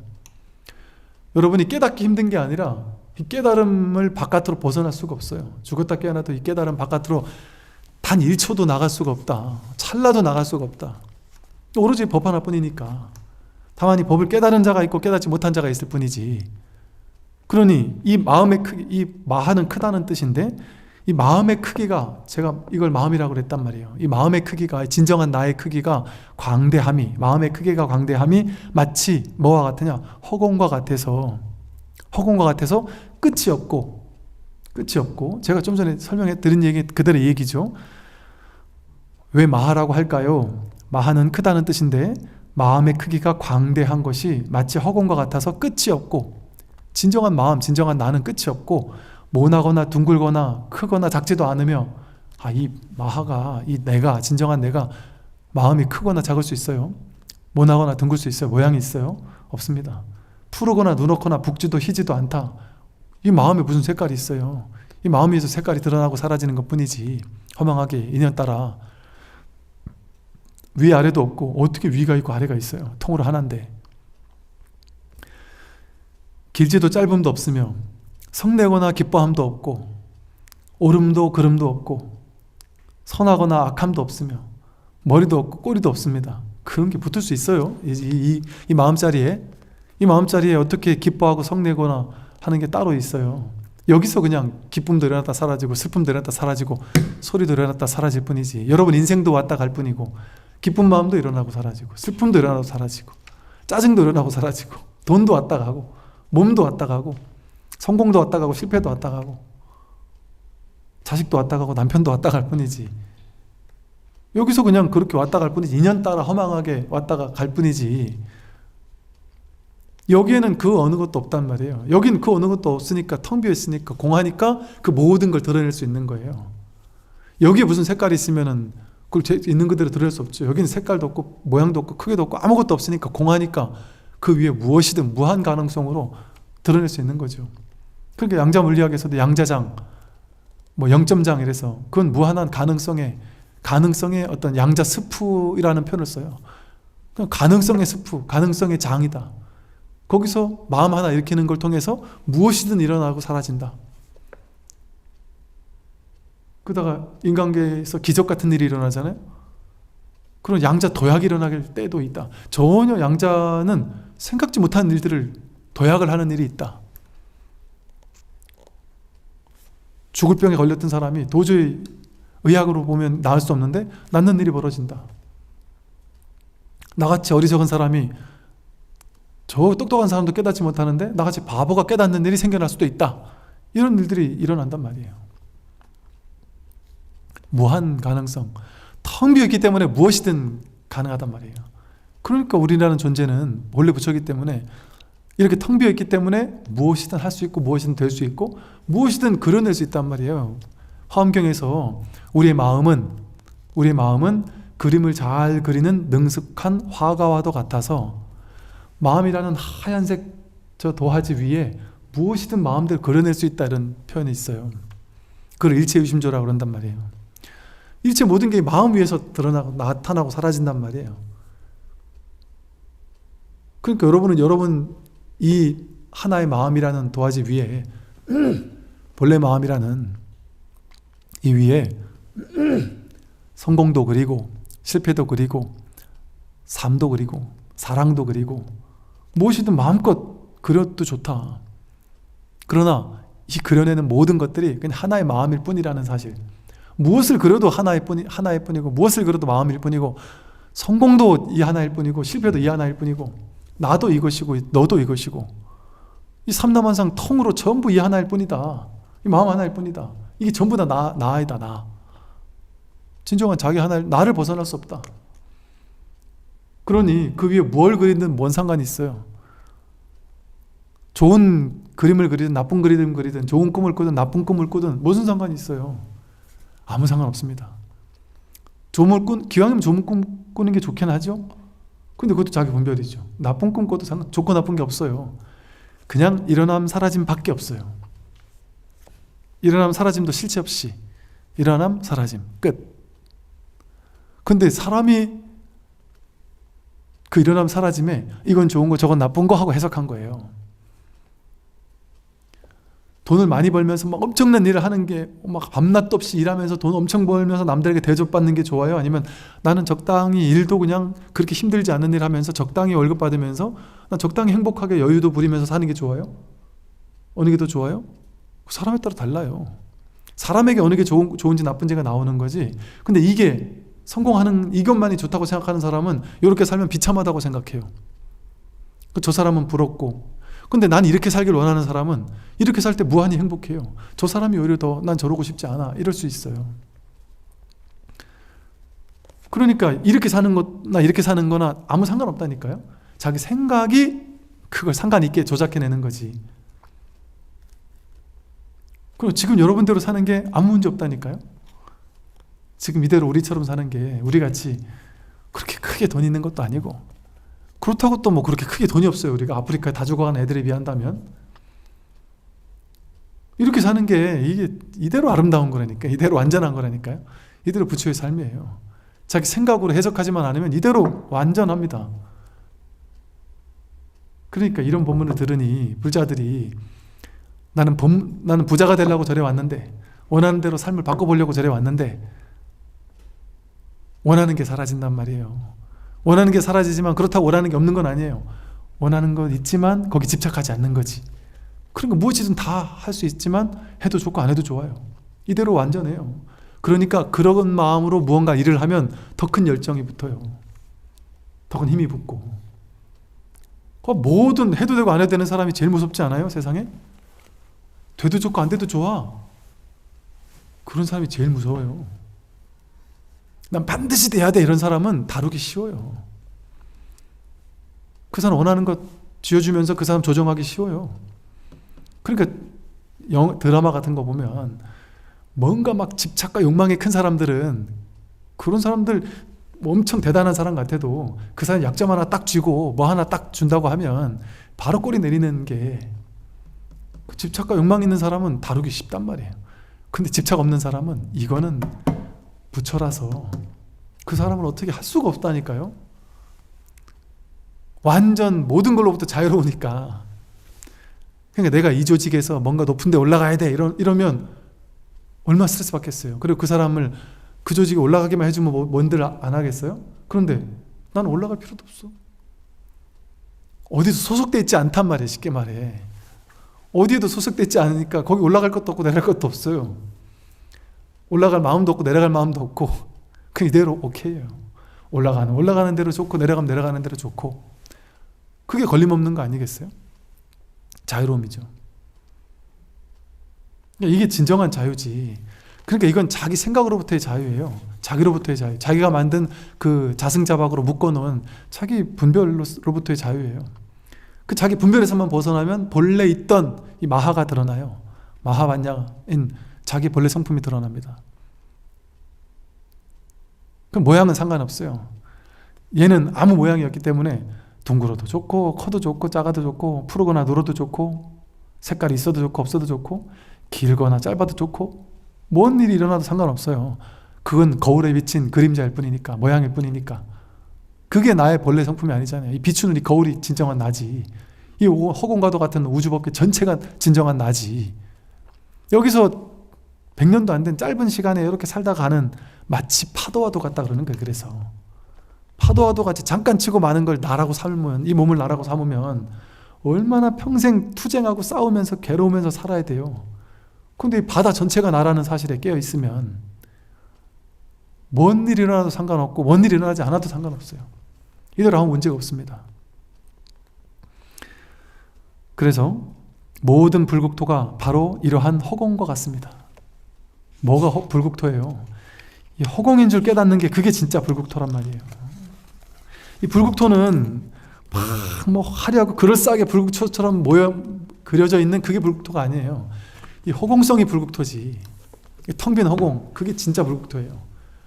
모든 집들이 금은보화로 막 꾸며져 있고 나무도 금이고 물고기도 금이고 막 이게 불국토가 아니고 텅 비어있는 허공성이, 이게 진정한 불국토란 말이에요. 불국토가 자기 마음이에요. 그러니까 마음은 바로 법계라고 하고 법계가 바로 허공계라고 한단 말이에요. 그게 진정한 법계예요. 진법계, 허공계. 이 무한한 허공성의 우주를, 절대 훼손될 수 없는 이 진정한 자기를 여기에 눈을 떠야지. 따로 눈 뜨는 게 따로 있는 게 아니에요. 이게 불교 믿음의 종교라고 하잖아요. 굳게 믿으면 된다. 이 몸이 난지 아닌지는 100% 확신할 수 없잖아요. 100% 확신할 수 없잖아요. 기라고 하는 사람도 있고 아니라고 하는 사람도 있으니까. 근데 100% 확신할 수 있는 게, 이게 100% 확신할 수 있는 게 이렇게 있잖아요. 오지도 않고 가지도 않는 이 허공성에 진정한 나가 명백하게 이렇게 살아있단 말이에요. 이걸 나로 삼으면 나는 죽을 수 없어요. 난 늙을 수 없어요. 난 병들 수 없죠. 누가 싸울 수 있어요? 싸워도 훼손당할 수 없어요. 원자폭탄 1000개가 터져도 나는 끄떡없어요. 이 진정한 허공성의 나는. 그 누가 나를 어떻게 오염시킬 수 있습니까? 늘어납니까? 줄어듭니까? 그런 일이 없어요. 아무 일이 없어요. 일이 끝났단 말이에요. 이 자리는 아무 일이 없다. 그러니 무슨 일이 있어도 상관없어요. 그러니까 걸림없이 살죠. 그러고 나서 다시 이 생에 와서 그냥 걸림없이 살 뿐이에요. 아프면 아픈 대로, 안 아프면 안 아픈 대로, 큰일을 하면 큰일 하는 대로, 큰일 안 하면 큰일 안 하는 대로. 기대하는 바가 없으니까 이래도 좋고 저래도 좋고 이러지 않아도 좋고 저러지 않아도 좋고 걸림없이 자유로워요. 겉으로 보면 이것도 하고 저것도 하는 것 같지만 하는 일이 없어서 자유롭다니까요. 이게 진정한 여러분이, 이게 진정한 나 자신이다. 이런 이 짧은 첫 본문 시작인데도 제가 이렇게 열변을 토할 정도로 이렇게 위대한 경전이 바로 육조 스님의 육조단 경입니다. 오늘 여기까지 말씀드리겠습니다.